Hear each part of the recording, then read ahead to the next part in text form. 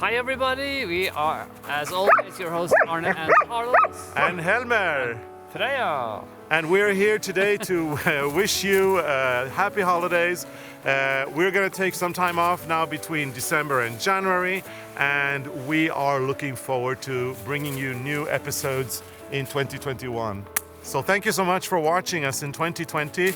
Enjoy your holidays. See you soon. See you soon. Bye.